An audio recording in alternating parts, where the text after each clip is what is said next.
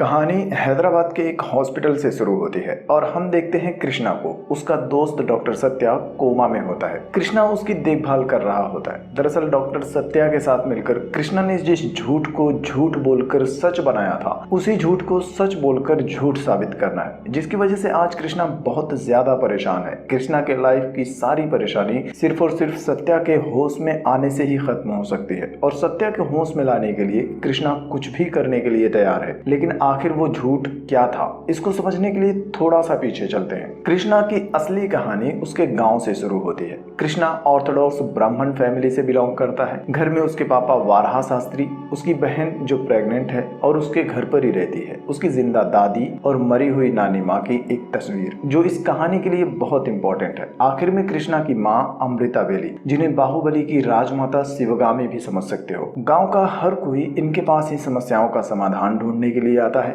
और इनकी बातें इनकार करने की हिम्मत किसी में भी नहीं होती। आसपास के गांव में भी लोग इनसे डरते हैं। कैसे, वो समझाता हूँ। कृष्णा अपने दोस्तों के साथ क्रिकेट खेलकर वापस आ रहा होता है। सामने से 3 लड़कियां आती हैं। उनमें से एक लड़की कृष्णा को देखती है, उसे पसंद कर लेती है, लेकिन तभी उसकी सहेली बताती है कि ये अमृता वेली का बेटा कृष्णा है। जिसके बाद वो लड़की कृष्णा के पास से गुजरती है और उसे भैया बोलकर चली जाती है। दरअसल कृष्णा के साथ हमेशा ही ऐसा होता है। उसके माँ के बारे में जानने के बाद गांव के आसपास की कोई भी लड़की उसकी गर्लफ्रेंड बनने को तैयार नहीं होती। इस वजह से कृष्णा परेशान भी रहता है। इधर अमृता वेली अपने घर पर होती है, तभी पड़ोस की एक औरत अपनी बेटी के साथ आती है। दरअसल इस लड़की के साथ अमृता वेली ने अपने बेटे कृष्णा की शादी तय की है, लेकिन वो औरत अमृता वेली से कहती है कि अगर कृष्णा कहीं जॉब करने लगे तो हमें शादी करने में कोई प्रॉब्लम नहीं होगी। अमृता वेली उससे कहती है कि मेरे बेटे को जॉब की कोई जरूरत नहीं है। लेकिन अगले ही दिन अमृता वेली अपने बेटे को जॉब के लिए हैदराबाद भेज देती है। हैदराबाद में कृष्णा अपने जीजा जी के घर पहुंचता है। उसका जीजा उसे बस स्टैंड पर पिक करने नहीं आया था। पूछने पर उसका जीजा अकड़ कर कहता है कि तुम मेरे जीजा हो या मैं तुम्हारा, मेरी रिस्पेक्ट करो। उसी टाइम कृष्णा को उसकी माँ का कॉल आता है। कृष्णा फोन अपने जीजा जी को दे देता है। उसकी सारी अकड़ निकल जाती है। फोन पर ही झुक कर उनसे कहता है कि मैं कृष्णा का बहुत ख्याल रखूंगा। फोन रखने के बाद जीजा फिर से अपनी अकड़ में आ जाता है। कृष्णा उसके टेबल पर KFC का डिब्बा देखता है। जीजा बताता है कि KFC का मतलब होता है कारम पूड़ी चटनी और मैं यही खा रहा था। आज वो कृष्णा को आसानी से बेवकूफ बना लेता है कि मैं नॉनवेज नहीं खाता। इसके बाद कृष्णा अपने ऑफिस में जाता है। ऑफिस में वो नया टेक्निकल ट्रेनिंग होता है। ऑफिस में उसके 2 सीनियर्स होते हैं, गिरी जो काम के बजाय लड़कियों के हॉट फोटोज देखता है और दूसरा पोकर किंग जो दिन भर पोकर खेलता रहता है। ऑफिस में एक हिंदी गैंग भी होती है जिसके बारे में आगे बात करेंगे। खैर यहाँ थोड़ी सी कॉमेडी होती है। फिर उनके पास आती है वृंदा, जिसे देखते ही कृष्णा के दिल में घंटी बज जाती है। वृंदा उससे कहती है कि तुम्हें पता है ना कि हम यहाँ किस प्रोजेक्ट पर काम कर रहे हैं। लेकिन कृष्णा को कुछ भी सुनाई नहीं देता। वो बस वृंदा को देखता रह जाता है। वृंदा वहां से चली जाती है, लेकिन कृष्णा अपनी इमेजिनेशन में वृंदा से शादी भी कर लेता है।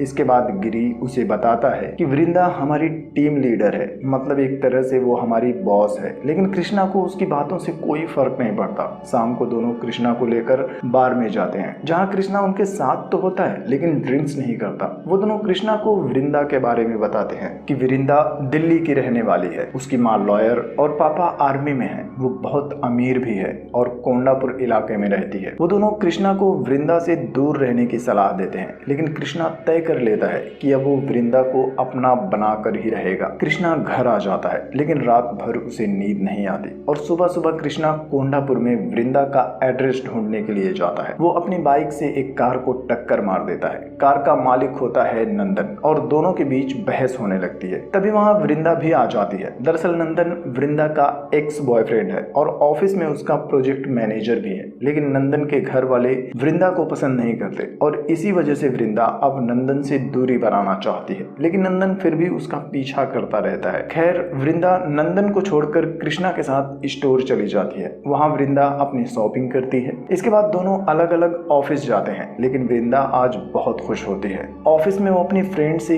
कृष्णा की बातें करके हंस रही होती है। नंदन उसे देखकर गुस्सा हो जाता है। वो हिंदी गैंग का लीडर होता है और उनसे कहता है कि आज के बाद इस टेक्निकल ट्रेनिंग को ऑफिस में वृंदा से मिलने मत देना। अगले दिन कृष्णा कुछ डाउट्स क्लियर करने के लिए वृंदा के पास जाना चाहता है, लेकिन तभी हिंदी गैंग वाले उसे रोक लेते हैं, उसके डाउट्स को सॉल्व कर देते हैं। मजबूर होकर कृष्णा वापस से अपनी डेस्क पर चला जाता है और कई दिनों तक ऐसे ही वो लोग कृष्णा को वृंदा से मिलने ही नहीं देते। और एक सुबह जैसे ही कृष्णा ऑफिस पहुंचता है तो वहां भगदड़ मची होती है, हर तरफ धुआं होता है, सब भाग रहे होते हैं। लेकिन तभी कृष्णा को महसूस होता है कि वृंदा आग में फंसी हुई है। वो वृंदा को बचाने के लिए दरवाजे का शीशा तोड़कर अंदर जाता है, लेकिन धुएं की वजह से बेहोश हो जाता है। थोड़ी देर बाद उसे होश आता है और डॉक्टर सत्या के साथ सब लोग उसे घेर कर खड़े होते हैं। कृष्णा सत्या से पूछता है कि वृंदा कहाँ है, क्या वो सेफ है? लेकिन सत्या उसे बताता है कि ऑफिस में कोई आग लगी ही नहीं थी, ये बस एक मॉक ड्रिल थी जिससे लोगों को प्रैक्टिस करवाई जाती है कि बिल्डिंग में आग लगने पर आसानी से बाहर कैसे निकलना है। वृंदा भी वहीं पर होती है और वो कृष्णा से थोड़ा सा इम्प्रेस हो जाती है। थोड़ी देर बाद कृष्णा हिंदी गैंग से बचते हुए वृंदा की केबिन में जाता है। वो वृंदा से पूछता है कि क्या तुम मेरे साथ कॉफी पीने चलोगी? वृंदा मना कर देती है और कहती है कि मेरा कॉफी पीने का मूड नहीं है, लेकिन अगर तुम शाम को मेरे साथ पार्टी में चलना चाहो तो आ सकते हो। कृष्णा खुश हो जाता है। शाम को पार्टी में जाने से पहले कृष्णा अपनी बहन को वीडियो कॉल करता है। उसकी बहन बताती है कि माँ ने मेरे कमरे की सारी तस्वीरों को नानी माँ की तस्वीरों से बदल दिया है। दरअसल अमृता वेली को सपना आया था कि उसकी माँ उसकी बेटी की कोख से फिर से जन्म लेने वाली है। अमृता वेली इन सब बातों को काफी सीरियसली मानती है। इसके बाद अमृता वेली भी कृष्णा से बात करती है और अपने सपने के बारे में बताती है। वो बहुत खुश होती है। कृष्णा भी अपनी माँ से कहता है कि आपका यह सपना जरूर सच होगा। इसके बाद कृष्णा वृंदा के साथ पार्टी में जाता है, जहाँ पर नंदन भी अपनी गैंग के साथ होता है। वृंदा नॉनवेज खाती है, ड्रिंक्स करती है, लेकिन कृष्णा बस उसे देखता रहता है और जूस पीता है। नंदन उसे चिढ़ाता है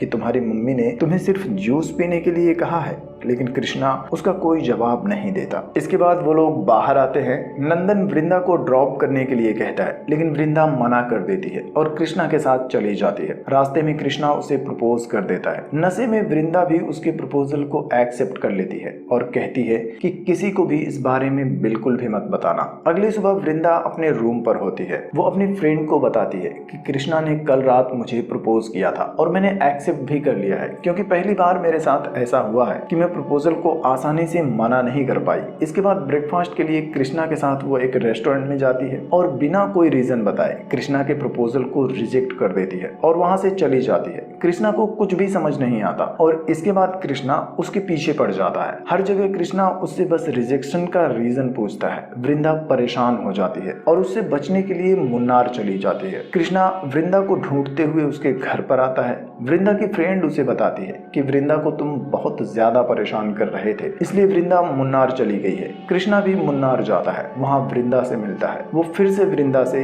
रिजेक्शन का रीजन पूछता है और इस बार वृंदा उसे बता देती है कि मुझे POI डिसऑर्डर है, मैं कभी मां नहीं बन सकती और इसलिए मैं तुम्हारा प्रपोजल एक्सेप्ट नहीं कर रही हूँ। कृष्णा उससे कहता है कि मैंने तुमसे प्यार किया है, तुम्हारे होने या ना होने वाले बच्चों से नहीं, और मैं अब भी तुमसे प्यार करता हूँ। और कुछ दिनों तक सोचने के बाद वृंदा भी उसके प्यार को एक्सेप्ट कर लेती है, लेकिन वो कृष्णा के सामने शादी के लिए एक शर्त रखती है। वो कहती है कि शादी से पहले तुम अपने घर वालों को मेरी प्रॉब्लम्स के बारे में सब कुछ सच सच बता दोगे, ताकि शादी के बाद कोई भी बच्चों की जिद ना करे। कृष्णा उसकी बात मान जाता है। वृंदा वहां से चली जाती है। उसी टाइम पर कृष्णा को उसकी माँ का कॉल आता है, जो उसे घर बुलाती है क्योंकि उसकी बहन की डिलीवरी डेट नजदीक आ चुकी है। कृष्णा अपने घर आ जाता है। कृष्णा का जीजा, उसकी फैमिली, सब लोग हॉस्पिटल में होते हैं। कृष्णा की माँ अमृता वेली बहुत खुश होती है कि आज उसकी बेटी की गोद में उसकी माँ पुनर्जन्म लेकर वापस आने वाली है। थोड़ी देर बाद नर्स बच्चे को लेकर बाहर आती है। वो बेबी गर्ल नहीं, बेबी बॉय होता है। अमृता वेली बहुत दुखी हो जाती है। उसका सपना टूट जाता है। सब लोग घर वापस आ जाते हैं। कृष्णा उस छोटे बच्चे के साथ खेल रहा होता है, लेकिन वहीं अमृता वेली बहुत ज्यादा उदास होती है। तब कृष्णा के पापा वारहा शास्त्री उसके पास आते हैं। वो कहते हैं कि जब तुम्हारी माँ जिंदा थी तो कृष्णा को ज्यादा पसंद करती थी, इसलिए मुझे लगता है कि वो कृष्णा की बेटी बनकर तुम्हारे घर में जन्म लेंगी। यह सुनकर अमृता वेली बहुत खुश हो जाती है। वो कृष्णा के पास जाती है और उससे कहती है कि तुम्हारी नानी असल में तुम्हारी बेटी बनकर जन्म लेना चाहती हैं, इसलिए अब मैं जल्दी से तुम्हारी शादी करवाने वाली हूँ। यह सुनकर कृष्णा और भी शॉक्ड हो जाता है। वो परेशान रहता है। उसे समझ नहीं आता कि वो वृंदा के बारे में बताकर अपनी माँ को शादी के लिए कैसे मनाए। तभी उसे एक आइडिया आता है। वो डॉक्टर सत्या के पास जाता है और उसे अपना प्लान समझाता है। सत्या कृष्णा की पूरी फैमिली को हॉस्पिटल में बुलाता है। कृष्णा बेड पर लेटा होता है। सत्या उन सबको बताता है कि कृष्णा को क्रिकेट खेलते हुए बॉल से चोट लग गई है और अब कृष्णा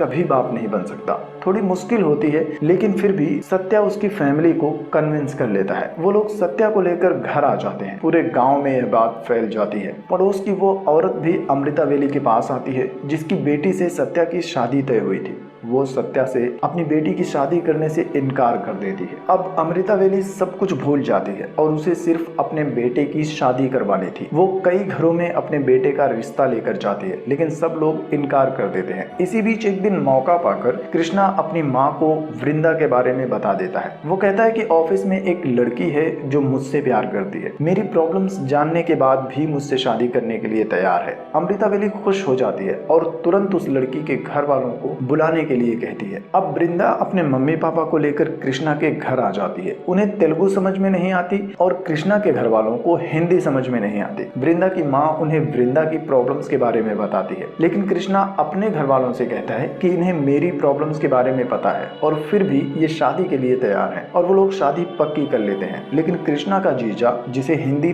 थोड़ी थोड़ी समझ में आती थी, वो कृष्णा के पास आता है और उससे पूछता है कि वृंदा के घर वाले उसके अंदर की प्रॉब्लम्स की बात कर रहे थे, वो क्या है। कृष्णा उसे टालने की कोशिश करता है, लेकिन जीजा जिद करने लगता है। जिसके बाद कृष्णा उसे एक वीडियो दिखाता है जिसमें जीजा शराब पीते हुए चिकन खा रहा होता है। वीडियो देखने के बाद जीजा डर जाता है और दोनों कॉम्प्रोमाइज कर लेते हैं। वृंदा और कृष्णा की शादी हो जाती है। दोनों हैदराबाद वापस आ जाते हैं। दोनों एक साथ अपने घर में बहुत खुश होते हैं। उनकी लाइफ अच्छी चल रही होती है, लेकिन एक सुबह कृष्णा के मम्मी पापा और दादी हैदराबाद में कृष्णा के घर पर आते हैं और अब यहाँ से कृष्णा की परेशानियां शुरू हो जाती हैं। कृष्णा उन्हें घर के अंदर लेकर जाता है। तभी वृंदा भी बेडरूम से बाहर आती है। उसके छोटे कपड़े देखकर अमृता वेली गुस्सा हो जाती है। कृष्णा उसे मैनेज करता है और वृंदा को अपने साथ लेकर दूसरे रूम में चला जाता है। इसके बाद अमृता वेली उस घर में लगी तस्वीरों को भगवान की तस्वीरों से बदल देती है। वृंदा को यह बात पसंद नहीं आती, लेकिन कृष्णा उसे समझाता है कि यह सब कुछ बस कुछ दिनों की बात है। इसके बाद शाम को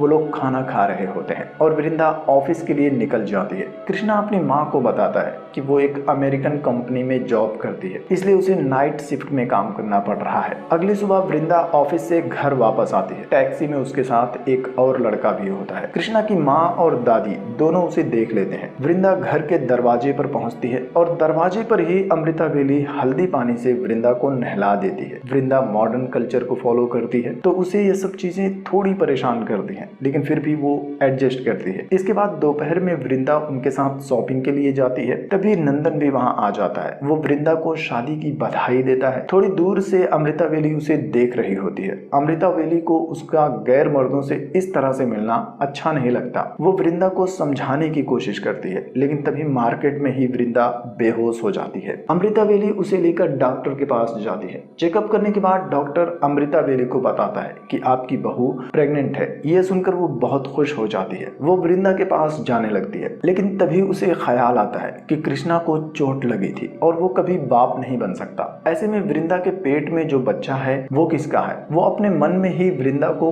कुलक्षणी मान लेती है और उससे नफरत करने लगती है। वो किसी को भी नहीं बताती कि वृंदा प्रेग्नेंट है, लेकिन अगले ही दिन से वो कृष्णा को वृंदा से दूर करने और वृंदा को सताना शुरू कर देती है। शाम को वो लोग मंदिर जाते हैं, जहाँ पूजा करते टाइम अमृता वेली कृष्णा और वृंदा के बीच में खड़ी हो जाती है। और फिर आता है करवा चौथ। वृंदा व्रत रखती है। पूरी तैयारी के साथ शाम को कृष्णा के आने का वेट करती है, लेकिन कृष्णा की माँ और दादी उसे लेकर मंदिर चली जाती हैं और पूजा करती हैं। एक तरफ वृंदा घर पर कृष्णा का वेट करती है, दूसरी तरफ मंदिर में पूजा करते हुए सुबह हो जाती है। वो लोग घर आते हैं। वृंदा बहुत नाराज होती है, लेकिन कृष्णा उसे मना लेता है और इसी तरह कुछ दिन बीत जाते हैं। फिर कृष्णा की बहन के घर पर पूजा होती है। सुबह सुबह ही सब लोग वहाँ चले जाते हैं, लेकिन अमृता वेली कृष्णा से कहती है कि मैं शाम को तुम्हारे साथ पूजा में जाऊंगी। शाम को कृष्णा ऑफिस से घर आता है। उसकी माँ पूजा में जाने के लिए तैयार होती है और बाहर खड़ी होकर कृष्णा का वेट कर रही होती है। कृष्णा वृंदा के पास जाता है। वृंदा पूजा में जाने के लिए तैयार नहीं होती। कृष्णा उसे मनाता है, जिसके बाद वृंदा एक काली साड़ी पहनकर बाहर आती है। कृष्णा उससे कहता है कि पूजा में काली साड़ी पहनकर नहीं जाते। वो वृंदा को साड़ी चेंज करने के लिए कहता है। तभी तभी अमृता वेली अंदर आ जाती है। उस वक्त वृंदा सोफे पर और कृष्णा नीचे बैठा होता है। यह देखकर अमृता वेली गुस्सा हो जाती है और वृंदा को कहती है कि तुम्हारे माँ बाप ने तुम्हें कोई संस्कार सिखाकर नहीं भेजे, तुम्हें नहीं पता कि पति का सम्मान कैसे किया जाता है। इसके बाद वृंदा भी पहली बार अमृता वेली का जवाब देती है और उन दोनों के बीच बहस शुरू हो जाती है। कृष्णा उन दोनों को रोकने की कोशिश करता है, लेकिन यह बहस बढ़ जाती है और आखिर में वृंदा उन्हें घर से निकल जाने के लिए बोल देती है और अमृता वेली अपना बैग लेकर घर से निकल जाती है। कृष्णा बस देखता ही रह जाता है। वो वृंदा से कहता है कि तुम्हें मेरी माँ से माफी मांगनी होगी, लेकिन वृंदा कहती है कि अगर तुम्हें अपनी माँ के साथ ही रहना है तो तुम भी घर छोड़कर जा सकते हो। और कृष्णा भी अपनी माँ के साथ घर छोड़कर चला जाता है। शाम को कृष्णा अपने ऑफिस के दोस्तों के साथ बार में जाता है और पहली बार शराब पीता है। उसे कुछ भी समझ में नहीं आता कि आखिर यह झगड़ा क्यों हुआ। पीने के बाद तीनों एक बाइक से वापस आ रहे होते हैं, लेकिन रास्ते में उनका एक छोटा सा एक्सीडेंट हो जाता है। लेकिन तीनों नशे में एक्सीडेंट को इग्नोर करके चले जाते हैं। अगले दिन कृष्णा ऑफिस में फिर से वृंदा को मनाने की कोशिश करता है, लेकिन वृंदा उसकी कोई भी बात नहीं सुनती और वो नंदन के साथ चली जाती है। कुछ दिनों बाद वृंदा अपनी फ्रेंड के साथ डॉक्टर के पास जाती है क्योंकि उसके 3 महीने से पीरियड्स मिस हो गए थे। चेकअप करने के बाद डॉक्टर उसे बताती है कि तुम प्रेग्नेंट हो। वृंदा यह सुनकर शॉक्ड हो जाती है, जिसके बाद डॉक्टर कहती है कि POI होने के बाद भी कभी कभी ऐसा हो जाता है, लेकिन यह बहुत रेयर है। पहले तो वो बहुत खुश हो जाती है। वो कृष्णा को कॉल करना चाहती है, लेकिन फिर रोने लगती है। वो कृष्णा को अपनी खुशी शेयर नहीं कर पाती। वो घर आ जाती है। अगली सुबह वो हिम्मत करके कृष्णा को कॉल करने वाली होती है, लेकिन तभी उसकी डोरबेल बजती है। बाहर पोस्टमैन होता है और कृष्णा की माँ ने उसके लिए डिवोर्स नोटिस भेजा था। इसके 2 महीने बाद कृष्णा ऑफिस में होता है। तब वृंदा की फ्रेंड उसे बताती है कि वृंदा 5 महीने की प्रेग्नेंट है। वो तुम्हें बताना चाहती थी, लेकिन तुम लोगों ने उसे जिस तरह से टॉर्चर किया था वो चाहकर भी नहीं बता पाई। कृष्णा को बहुत बड़ा झटका लगता है। वो दौड़कर वृंदा के घर जाता है। डोरबेल बजाता है, लेकिन वृंदा दरवाजा नहीं खोलती। वो रोते हुए कृष्णा से कहती है कि तुमने मुझे डिवोर्स नोटिस भेजा है और प्रेगनेंसी के बारे में जानकर अब तुम मुझसे माफी मांगने आए हो। मुझे तुम्हारी माफी नहीं चाहिए। इसके बाद कृष्णा दौड़ते हुए अपने माँ के पास जाता है। उन्हें बताता है कि आप दादी बनने वाली हो, लेकिन उसकी माँ उससे पूछती है कैसे। अब कृष्णा को अपना बोला हुआ झूठ याद आता है कि मैं कभी बाप नहीं बन सकता। कृष्णा अपने इस झूठ को झूठ है साबित करने के लिए डॉक्टर सत्या के पास उसके हॉस्पिटल में जाता है, लेकिन उसे पता चलता है कि सत्या का एक्सीडेंट हो गया था और अब सत्या कोमा में है। कृष्णा उसे होश में लाने की हर मुमकिन कोशिश करता है, लेकिन उसकी हर कोशिश नाकाम रहती है और कृष्णा मायूस हो जाता है। वो अपने घर पर होता है। तभी अमृता वेली उसके पास आती है और कृष्णा को डिवोर्स पेपर पर साइन करने के लिए कहती है। कृष्णा उनसे कहता है कि जब आपको पता चला था कि कमी मेरे अंदर है, तब भी आपने मेरी शादी करवाने की हर मुमकिन कोशिश की। आपने एक बार भी नहीं सोचा कि उस लड़की की जिंदगी भी बर्बाद हो सकती है। लेकिन अगर आपको पहले से पता होता कि कमी वृंदा के अंदर है, तब क्या आप इस शादी के लिए राजी होती? इसलिए वृंदा से शादी करने के लिए मैंने उसकी कमी छुपाई और मेरी माँ होकर आपको ही मुझ पर भरोसा नहीं है तो लोग मुझ पर भरोसा कैसे करेंगे। अपनी माँ के कहने पर वो डिवोर्स पेपर पर साइन भी कर देता है, लेकिन अमृता वेली को उसकी बातों पर भरोसा हो जाता है। उसे अपनी गलती का एहसास हो जाता है। वो डिवोर्स पेपर फाड़ देती है और कृष्णा से कहती है कि चलो मैं अपनी बहू को घर लेकर आऊंगी। कृष्णा उन्हें लेकर ऑफिस में जाता है, लेकिन वृंदा की फ्रेंड उन्हें बताती है कि वृंदा ने ऑफिस में काम छोड़ दिया है और दिल्ली जाने के लिए एयरपोर्ट पहुंचने वाली है। कृष्णा भी अपनी माँ को लेकर एयरपोर्ट जाने लगता है, लेकिन रास्ते में नंदन उसका रास्ता रोक लेता है। वो अब भी वृंदा को वापस हासिल करना चाहता है। कृष्णा अपनी माँ को एक ऑटो से एयरपोर्ट भेज देता है और खुद नंदन और उसके आदमियों के साथ फाइट करने लगता है। इधर एयरपोर्ट पर वृंदा अपनी एक फ्रेंड के साथ होती है। तभी कृष्णा का जीजा उन्हें देख लेता है। वो पहले से ही कृष्णा से जलन रखता था क्योंकि कृष्णा कभी उसकी रिस्पेक्ट नहीं करता था। वो वृंदा से कहता है कि मुझे पहले से ही पता था कि तुम्हारी शादी ज्यादा दिनों तक नहीं टिकेगी, क्योंकि जब तुम्हारी माँ तुम्हारी प्रॉब्लम के बारे में सबको बता रही थी तो कृष्णा ने अपने घर वालों से ऐसा जताया कि तुम्हारी माँ तुम्हारे नहीं उसके अंदर की प्रॉब्लम्स के बारे में बात कर रही है। इतना सुनने के बाद वृंदा और उसकी फ्रेंड दोनों को शॉक लग जाता है। वृंदा की फ्रेंड उससे कहती है कि इसका मतलब उसने तुम्हारी कमी को सबसे छुपा लिया ताकि कोई तुम्हें कुछ ना कह सके। थोड़ी ही देर में अमृता वेली भी एयरपोर्ट पहुंच जाती है। उनके बीच की जो भी गलतफहमी हुई थी वो खत्म हो चुकी है। दोनों एक दूसरे से माफी मांगते हैं। तब तक कृष्णा भी एयरपोर्ट पहुंच जाता है और सब खुशी खुशी एक साथ घर वापस आ जाते हैं। कुछ महीनों बाद वृंदा एक क्यूट सी बच्ची को जन्म देती है। अपनी पोती के रूप में अपनी माँ को पाकर अमृता वेली भी खुश हो जाती है। कृष्णा का पूरा परिवार बहुत खुश होता है और इधर डॉक्टर सत्या भी कोमा से बाहर आ जाता है। वो कृष्णा और उसके दोस्तों के ऊपर बहुत गुस्सा होता है क्योंकि शराब पीकर उस रात कृष्णा ने जिस आदमी को ठोका था वो सत्या ही था। इस कॉमेडी के बाद यह फिल्म भी खत्म हो जाती है।